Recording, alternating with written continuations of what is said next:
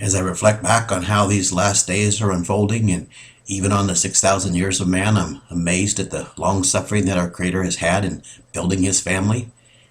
He delights in those who seek Him in order to be in His family.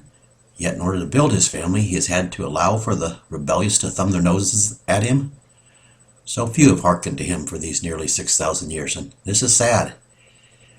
After Yeshua had told us to flee to the mountains, He said in Matthew 24, because then will be great affliction such as there has not been since the beginning of the world until this time, nor ever will be.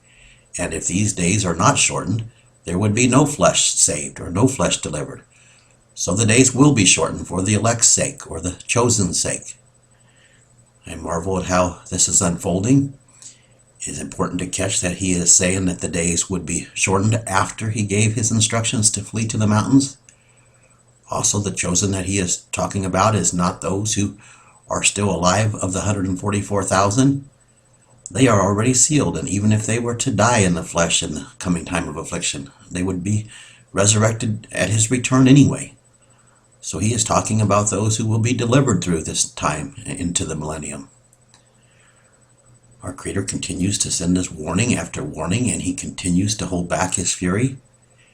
After He gave us the timing of when the first 6 trumpets would begin to sound, He showed that He was going to hold back the calamity that would accompany them until the last possible moment that is necessary to accomplish the reason that He is sending it.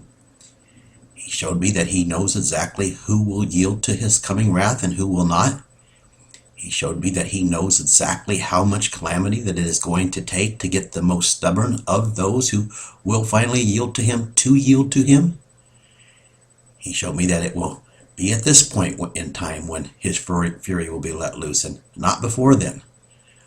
What He kept me from seeing is that the same holding back or the cutting short of the days is true for the 150 days of torment as well. He kept me from seeing this until His time to reveal it to me for a reason. All of this is part of the witness against the stubborn nature of man. Not even staring down the barrel that this 150 days could have begun on November 9th would shake a people to hearken to Him. Giving this warning did not provoke more than a few people to turn to Him and to cry out to others to turn to Him. The outcry did not go out. Man has no fear. They want the proof of the calamity. They will not believe His word without proof on a physical plane. But the truth is, even with the proof on a physical plane, most still will not hearken. Yeshua walked out of the tomb, and a third of the world believes this, yet they still won't do as He told them to do. So nothing has changed. I did not say that the 150 days would begin on November 9th, but I did say that it is a perfect match within the dates that Yeshua and His Father have already given to me. I actually have been saying that it could begin as late as February 20th. I said this because I did not know for sure.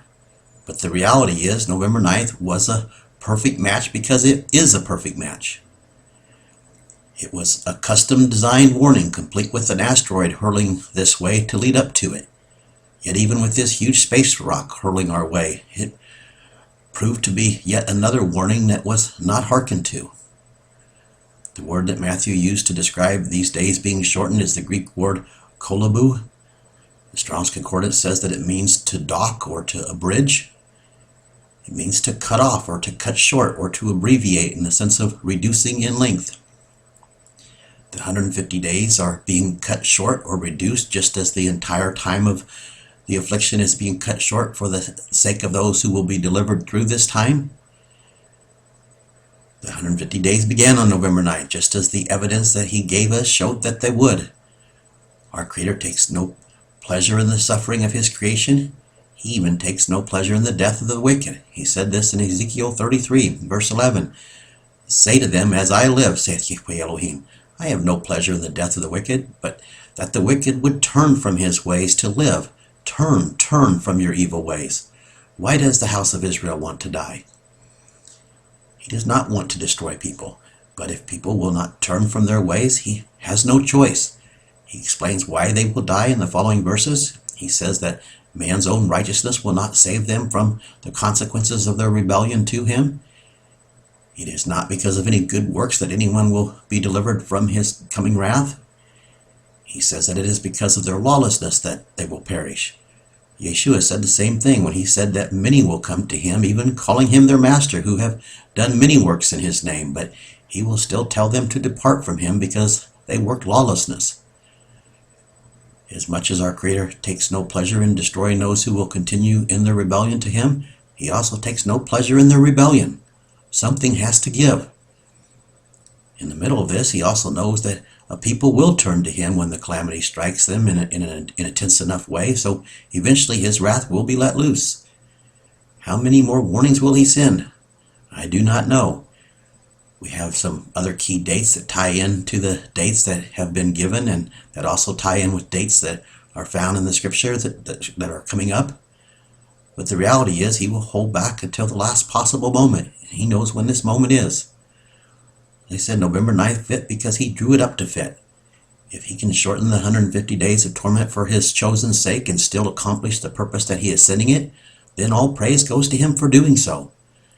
He has led me to speak about the dates to continue to warn people, but the dates won't matter to most of you anyway. Even the coming calamity will not be enough for most of you when it gets here. You still won't hearken to him even when you are suffering. Why do you want to choose to die? Why are his ways and wanting his righteousness, why is it such a burden to you? It is because you have propped yourselves up in your own righteousness and you do not want to obey your Creator to learn his righteousness. You will die in your iniquity because of your stubborn pride, and sadly, many of you will blaspheme him for sending his correction that your rebellion to him caused him to sin in the first place. But for those of you who will turn to him, why not do it before he lets loose his correction? Why do you need the time of suffering to motivate you to simply believe him and obey him? Great will be your reward for returning to him without the calamity. If the 150 days are shortened to 100 days or even 40 days, it is still that many days of torment. So why not return to him before this time begins so that you can avoid it altogether? Let him put his seal on your forehead so that you will be shielded. Turn to him so that you will be found in his favor when he lets loose his correction. The days are being cut short, but they will still be. There is no running from this reality.